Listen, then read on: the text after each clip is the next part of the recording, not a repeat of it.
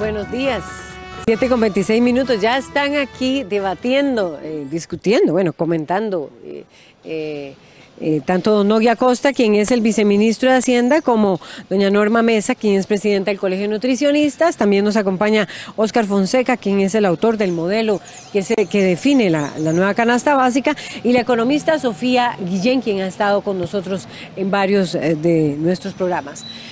Van a poner en perspectiva el tema de la canasta básica, que excluye a algunos de los artículos, y bueno, ya hay observaciones particulares, pero voy a empezar con don Nogui Acosta, viceministro de Hacienda, sobre cuáles fueron los criterios que hicieron. Bueno, ya ustedes han observado varias de las opiniones y las observaciones que se han hecho al tema de la canasta. Ahora vamos a retomar algunas de ellas, tanto con doña Norma Acosta, doña Norma Mesa, perdón, como con Sofía Guillén. Pero me gustaría conocer primero don Nogui Acosta, estoy diciendo los apellidos correctamente para no confundir, cuáles fueron esos criterios que hicieron estas nuevas definiciones, que excluyeron a varios productos, que incluyeron a otros. Entre ellos estaban comentando la harina de yuca y la harina de soya dentro de la canasta básica. Buenos días. Buenos días a todos los que nos siguen por televisión y también por las redes sociales. Creo que aquí hay tres temas que tenemos que ir deslindando. En primer término es, a lo largo de la historia de la canasta básica, ha sido un lugar en donde cabe cualquier cosa, y me parece que ese tema es relevante discutirlo. El segundo tema es que con la aprobación de la Ley de Fortalecimiento de las Finanzas Públicas se estableció un par de parámetros que tenían que identificar qué se podía considerar una canasta básica, y es una canasta básica desde el punto de vista, desde el punto de vista de que tiene que reflejar el consumo de los dos primeros deciles y tiene que estar basado en un tema eminentemente técnico. Los dos primeros deciles, para hacer bajar este lenguaje tan técnico, don Nogui Acosta, viceministro. Uno puede dividir la población costarricense, los hogares costarricenses, en 10 tramos, exactamente iguales.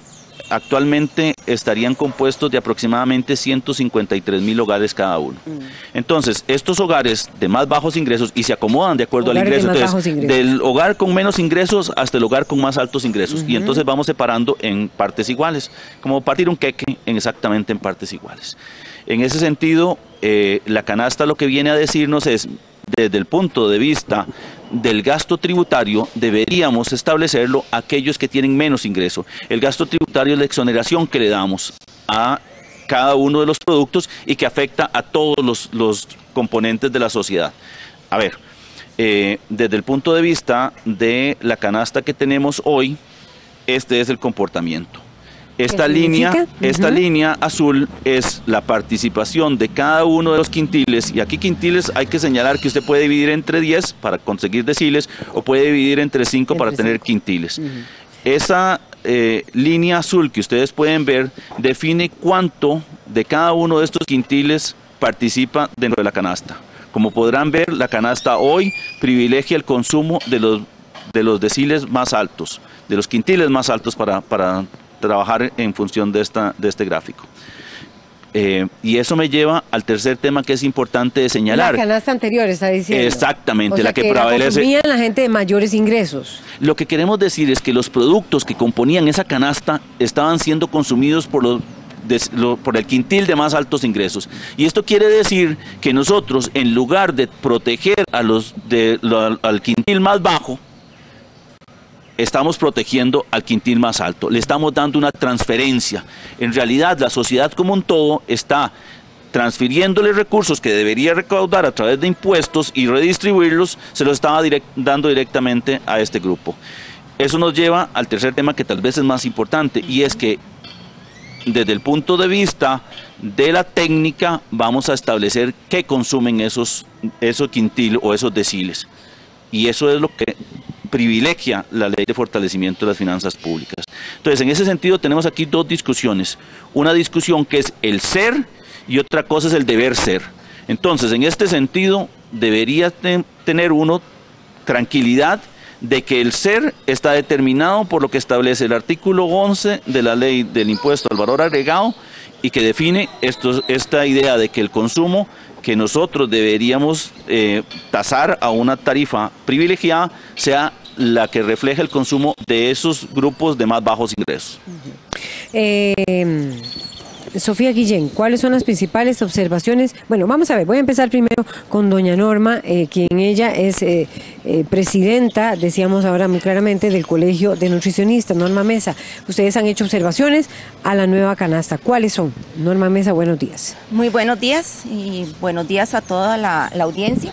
Realmente el Colegio de Profesionales en Nutrición ha hecho algunas modificaciones o sugerencias a la canasta básica. Nosotros nos encontramos un poco preocupados por el sentido de que se excluyeron de la canasta básica tributaria algunos vegetales que son ¿Cómo cuáles? Como el brócoli, como el zapallo, como el zucchini, que son nutrientes, que son vegetales que aportan nutrientes importantes para una adecuada alimentación y para prevención de algunas enfermedades. Por otro lado, también se excluyeron los garbanzos, se excluyó el atún en agua, y se incluye, digamos, el atún en aceite, que es más calórico. En cambio, el atún en agua se excluye de la canasta básica, que es menos calórico.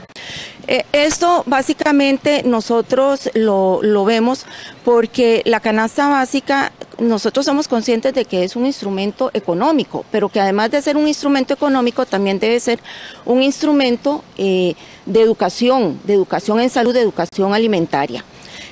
¿Por qué? Porque si estamos tasando con un 13% aquellos alimentos que consideramos que son saludables, como también están los productos, algunos productos integrales, como la harina integral, la harina es el arroz integral y el pan integral, que también son alimentos saludables, entonces estamos limitando a la población más pobre a no tener la posibilidad de adquirir una alimentación saludable por el hecho de que se le está tasando con un 13% a estos productos. Cabe recordar que los productos que están fuera de la canasta son tasados con ese 13% del IVA que ahora se aprobó también con la reforma tributaria. Exactamente, y es que la preocupación también estriba en que las tasas de sobrepeso y obesidad de nuestra población son extremadamente altas. O sea, es un problema de salud pública. Imagínense que el último censo de peso y talla de escolares salió o señaló que el 34% de los niños escolares tienen sobrepeso y obesidad. O sea, es un porcentaje bastante alto. La última encuesta nacional de nutrición menciona que en mujeres mayores de mujeres de 19 a 44 años, el sobrepeso y la obesidad llega a un 60% y en mujeres mayores de 60 años llega a un 75%. Mayores de 45 años llega a un 75%.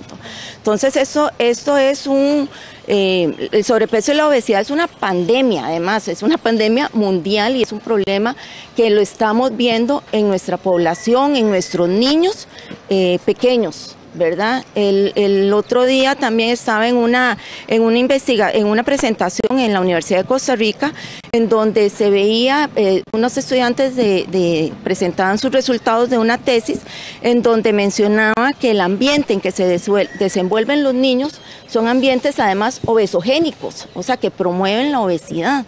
Entonces, eso es un aspecto que tenemos que tener mucho cuidado y por eso es que básicamente pues el colegio trata de alertar ese tema.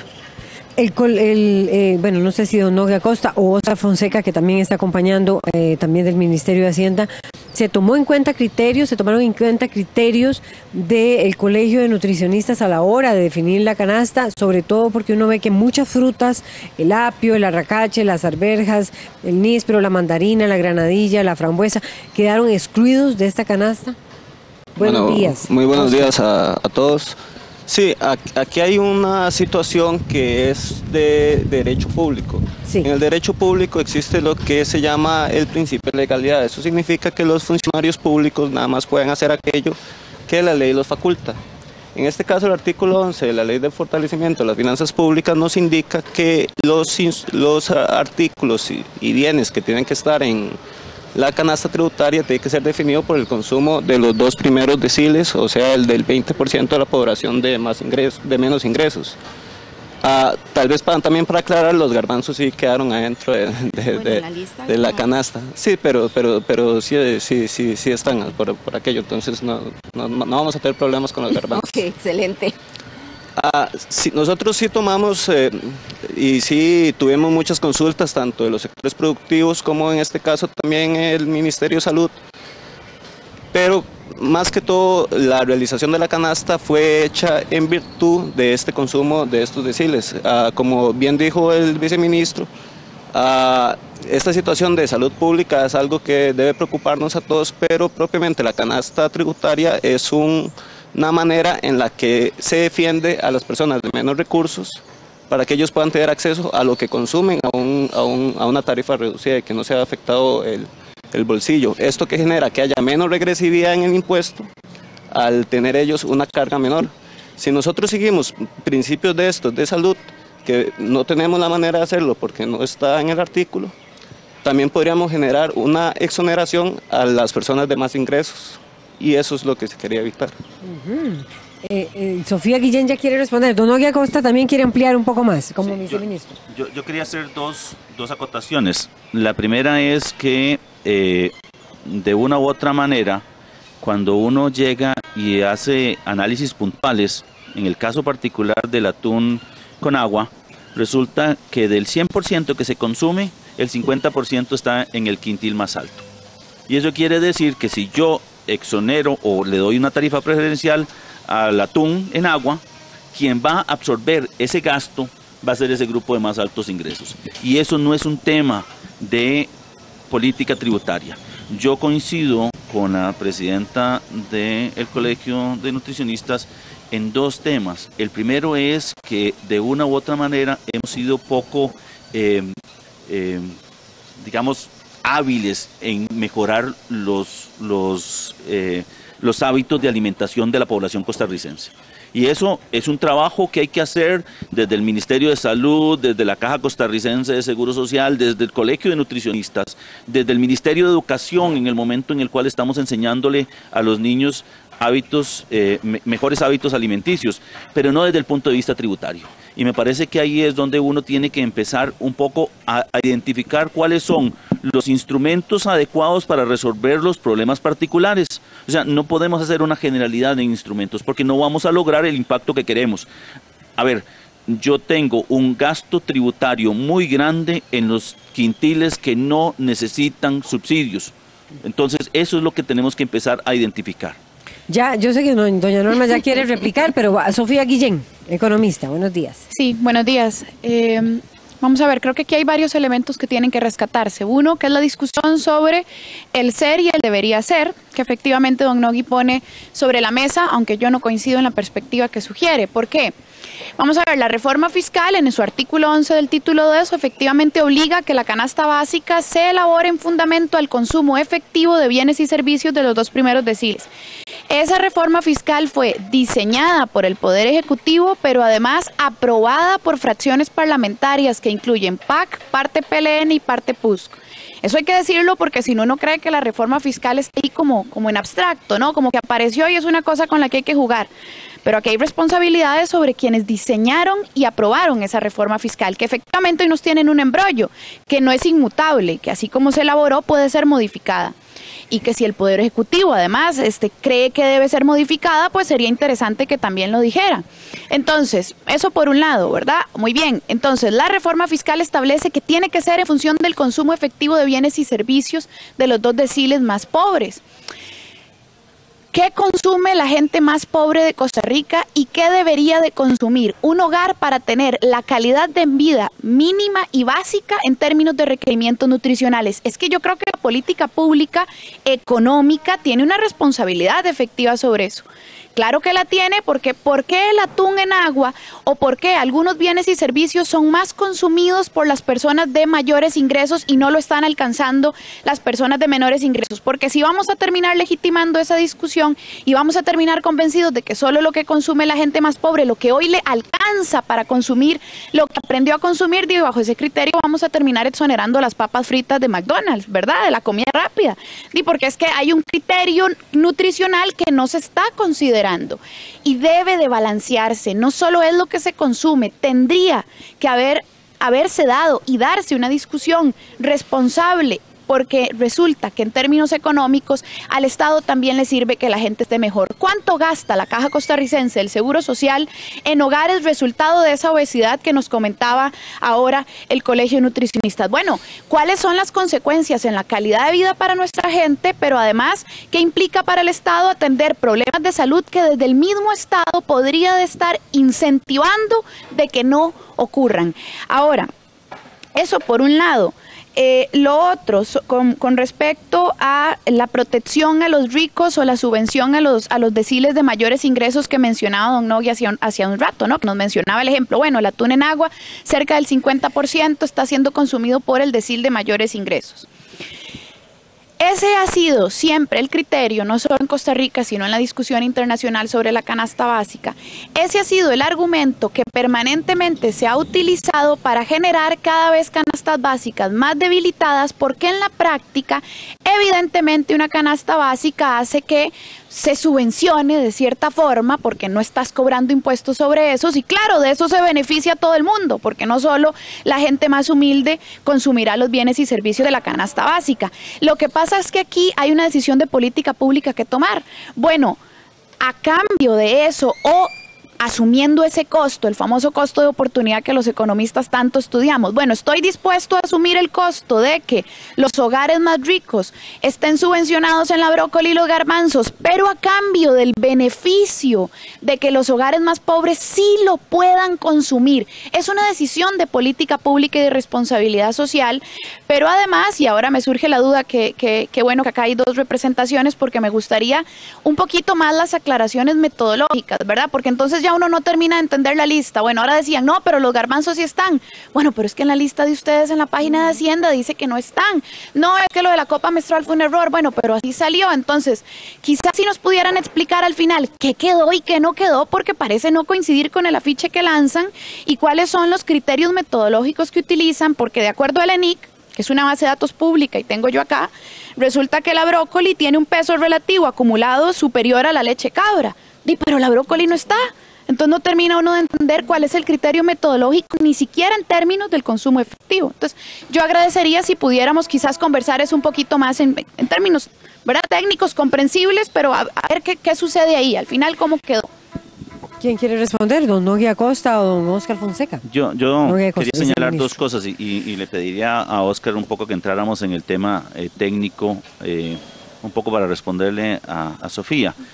Número uno, lo que evidencia la encuesta es que a pesar de estar exonerado durante muchísimos años, esos productos que dice Sofía y que probablemente la gente de más altos ingresos ha ido incorporando dentro de su canasta, no los consumen. Y no los consumen por un tema de falta de educación. Y entonces uno no puede llegar y plantearse que desde el punto de vista práctico yo debería exonerar indiscriminadamente todas las cosas para que en algún momento alguien decida consumirlas.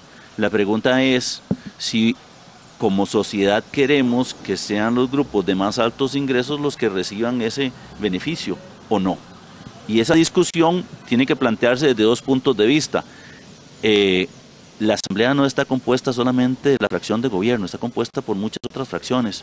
La discusión se basa en ese proceso, y que el hecho de que no se hayan presentado mociones o planteado cosas diferentes no culpa a unos de una aprobación y a otros de no haberlo aprobado, porque el hecho de votar a favor o en contra no significa que tuvo el momento para poder discutir sobre la conveniencia o no de definir si esa canasta estaba bien construida o no.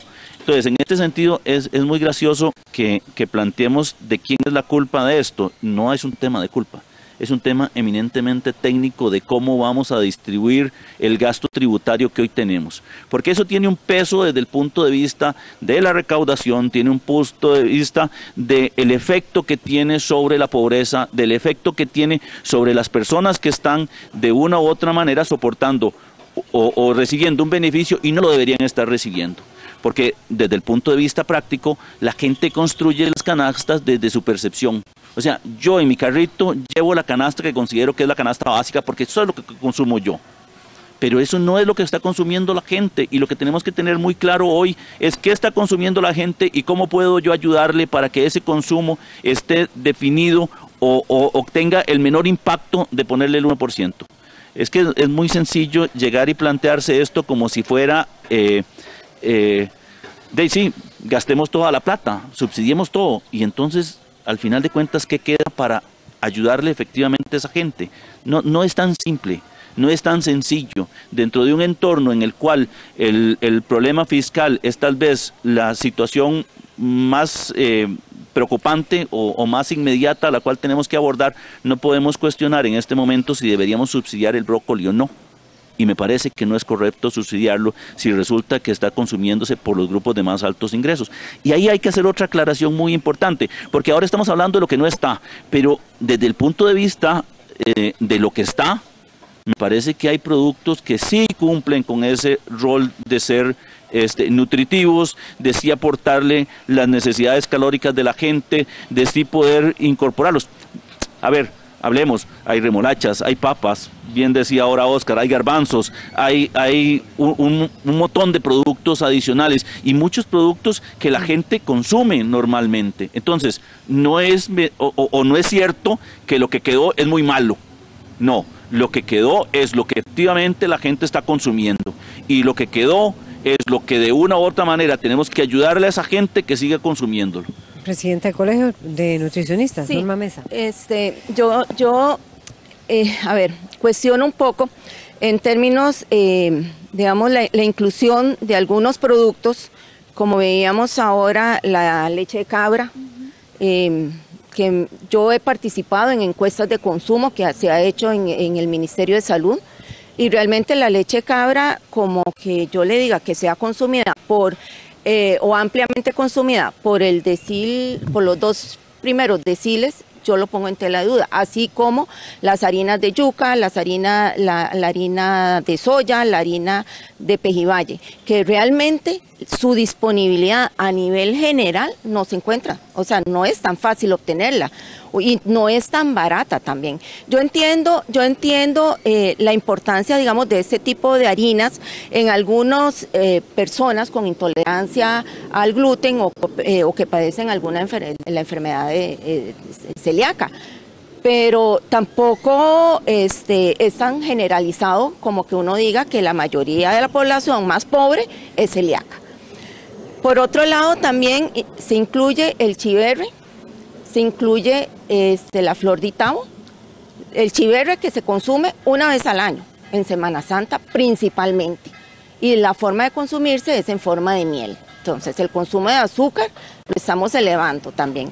Entonces, a mí lo que me preocupa es que de una forma estamos diciendo, o el mensaje que estamos generando, como les digo, yo veo la canasta básica como un instrumento educativo, de educación nutricional, y yo lo que el mensaje que se está generando es: ustedes, población pobre, no tienen acceso a, tienen que seguir consumiendo la alimentación no tan saludable que están teniendo, y no tienen acceso, digamos, a alimentos un poco más saludables como el jamón de pollo, o los embutidos de pavo, los embutidos de pavo que están excluidos, o la natilla light, que es menos calórica que la natilla corriente, o bien algunos productos que son saludables, como mencioné anteriormente, el atún en agua o los productos integrales. Entonces, eso es un poco también el mensaje que se está generando. Ustedes, población pobre, tienen que seguir manteniendo una alimentación no tan adecuada, no tan saludable, y además como decían ustedes, la población de mayores recursos tiene una mejor alimentación, la población de menos recursos tiene una más baja o una pobre alimentación. Entonces tampoco eso se trata de promoverlo. Yo sé que tenemos muchas limitaciones con los procesos de educación nutricional, tenemos muchísimas limitaciones, que hay mucho que trabajar en este tema, pero también la canasta básica es un instrumento más que debemos de utilizar. Óscar Fonseca, autor del modelo. Tal vez para contestarle primero a Sofía, la metodología realmente es muy clara, porque la metodología lo que se hizo fue que se fue por producto, se distribuyó el consumo de cada uno de los productos y se incluyó aquellos que están consumidos en una alta proporción o en una proporción considerable por el quintil más bajo. En ese sentido, y cuando hablamos de las papas fritas, tal vez de comida rápida, también el artículo habla que tienen que ser productos de consumo esencial. Entonces, obviamente, todo lo que sean comidas preparadas, eso no son productos esenciales, ¿verdad? Y para también replicarle a la señora presidenta del Colegio de Nutricionistas, la situación es que realmente la canasta tributaria es un instrumento para quitar la regresividad del impuesto, para disminuirla en la medida de lo posible. Y la forma en la que se reduce esta regresividad es agarrando el consumo de estas personas que tienen ingresos más bajos y dándoles un tratamiento especial a la hora del tratamiento del impuesto del valor agregado. Entonces, creo yo que los mecanismos para crear y mejorar los hábitos alimenticios tienen que darse de otras esferas que no sea la esfera tributaria. Porque la esfera tributaria lo que busca es evitar esa carga que pueden tener las personas de menos ingresos. Y también para replicarle a Sofía, cuando uno ve lo que debería consumir o lo que se debería suplir las necesidades de una familia, para eso está lo que es la canasta básica alimentaria, que eso es algo también distinto y que tal vez mucha gente confunde. La canasta básica alimentaria está definida también por el INEC y está por una serie de productos, y la suma de esos productos mensual es lo que define si una familia está en pobreza extrema. Entonces, creo yo que, y también para ampliar más lo de la metodología, se hizo un análisis muy estricto, se hizo muy técnico, y realmente se analizaron más de casi 2.000 productos, que es lo que viene en la encuesta. Lo de los servicios ya se explicó en la conferencia pasada, que tiene un tratamiento especial a nivel de ley, por eso es que no hay ningún servicio en la canasta tributaria, porque todos tienen un tratamiento especial y se da igual en la medida del beneficio para estas personas de menores ingresos. Y realmente cuando uno analiza los resultados y las distribuciones que dan, es algo que se está mejorando algo muy bien. Hay productos que estaban históricamente en la canasta que realmente nunca tuvieron que haber estado y nunca hubo un criterio técnico, y hoy se definió un criterio para que realmente sea algo técnico y no político lo que defina los productos que se incluyen. Sofía Guillén, economista. Sí. Bueno, hay dos cosas mencionadas que son bastante interesantes. Bueno, en primera instancia agradecer por las aclaraciones que se hicieron. Vamos a ver, hay dos cosas que son interesantes acá. Lo primero es que estamos aceptando que no hubo el tiempo suficiente para debatir sobre si ese articulado correspondiente a algo tan puntual como la canasta básica estaba siendo bien elaborado o mal elaborado en la reforma fiscal. Una prueba más de un proyecto de ley diseñado de la carrera y aprobado de la carrera, y aquí estamos en el zapato. Ok. Lo segundo, sobre la canasta básica alimentaria versus la canasta básica tributaria. Ese es un debate que a mí me parece interesantísimo, pero además central. Porque ¿qué estamos diciendo? Estamos diciendo que en política pública determinamos si una persona se encuentra o no en condición de pobreza con fundamento a una cierta canasta básica alimentaria que tiene parámetros distintos a la canasta básica tributaria. Es decir, el Estado considera a una persona bajo la línea de la pobreza con una canasta básica alimentaria que tiene ciertos parámetros elaborados también por el INEC, ¿verdad? Pero cuando hace política pública para que esas personas bajo la línea de la pobreza tengan que enfrentar precios, no considera esa canasta básica alimentaria en términos nutricionales, sino que elabora una canasta básica tributaria en función de lo que efectivamente consumen. Eso es un reflejo de la política pública descoordinada.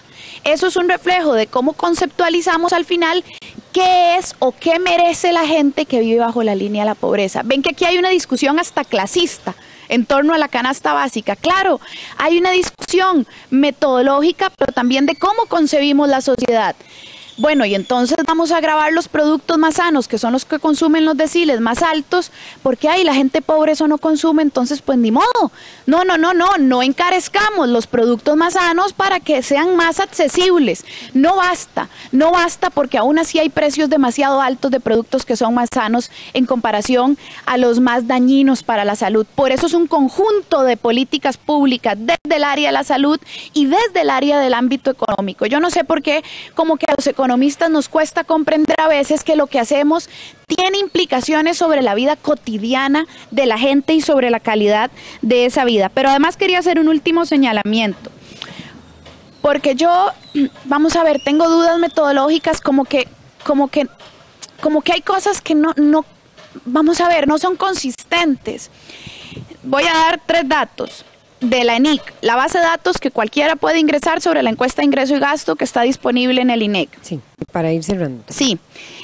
La brócoli tiene un peso relativo de 19.57, la fresa de 16.89, la leche de cabra de 6.31. Eso no tiene consistencia metodológica con el criterio que es el más consumido. ¿Verdad? Ni siquiera, y eso que acá, digamos, falta toda una parametrización más desglosada, pero ya de plano vemos que eso no es ni siquiera en términos generales de la sociedad dentro de los consumos más altos. Entonces aquí hay una discusión, creo yo, lamentablemente clasista sobre cómo determinamos cómo vive la gente de menores ingresos en Costa Rica versus cómo debería de vivir. Don Ogui, cerrando, porque ya tenemos que... Yo quiero aquí hacer 3 aclaraciones. La primera es que creo que Sofía se centra en una discusión que no es importante, porque lo más importante dentro de la discusión fiscal fue si iban a haber impuestos o no iban a haber impuestos. Y se centraron más en exonerar de impuestos la educación privada en lugar de discutir de un tema tan importante como era el tema de canasta básica.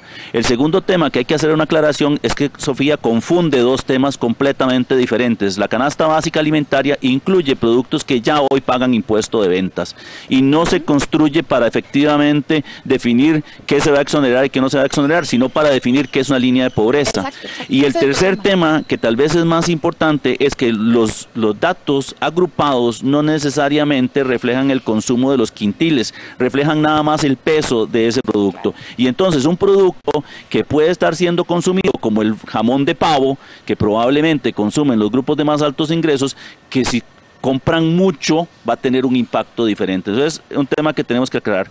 Yo sí quiero dejar aquí sentados 2 temas importantes. El primero es que esta canasta refleja el consumo de los 2 primeros deciles. Esto es lo que la gente está consumiendo y esto es lo que tenemos que cambiar a través de políticas públicas. No hay una descoordinación, hay una identificación de cuáles son las necesidades que tenemos que cambiar como país. Y yo creo que el reto hoy para el gobierno, para el Colegio de Nutricionistas es establecer una verdadera educación que nos permita mejorar los perfiles de consumo de los grupos más pobres. Comentarios muy rápidamente. Mauricio Castro dice lo siguiente: la actual canasta básica se define por una encuesta del consumo actual. Si queremos incentivar vía incentivos fiscales un consumo más sano, es necesario un instrumento para promocionar que beneficie a los pobres y no a quienes pueden pagarlos. Cintia Sáenz comenta: lo único que veo es que, de acuerdo con esas encuestas, estadísticas y gráficos, a la gran mayoría no nos sobra el dinero, por tanto nos castigan con impuestos en nuestra alimentación. La próxima visita que tenga del INEC, no perderé mi tiempo con sus famosos censos. Costa Rica lo que está buscando es crear más pobreza. Fernando Rodríguez dice: en un impuesto que es el pilar del sistema tributario, las exoneraciones deben ser muy limitadas. No se debe perder de vista que su finalidad principal es recaudatoria. Si se quieren usar impuestos con otra finalidad, lo ideal sería hacerlo con tributos específicos. Mario Alberto Amador comenta: qué curioso, se preocupan por el 50% del atún que consumen los ricos, pero no se preocupan por exonerar de impuestos a los grandes empresarios exportadores. ¿Cómo se come esa contradicción? Posiblemente no se comerá con atún, o no, al menos para los que no somos ricos.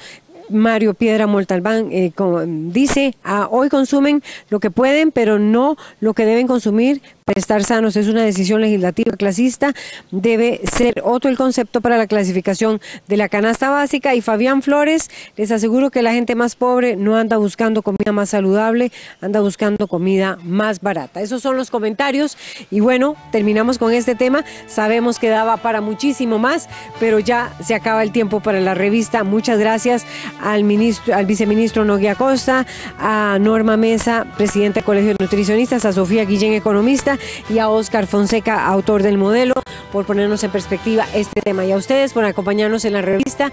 Quédense con Cinar Costa Rica Medios.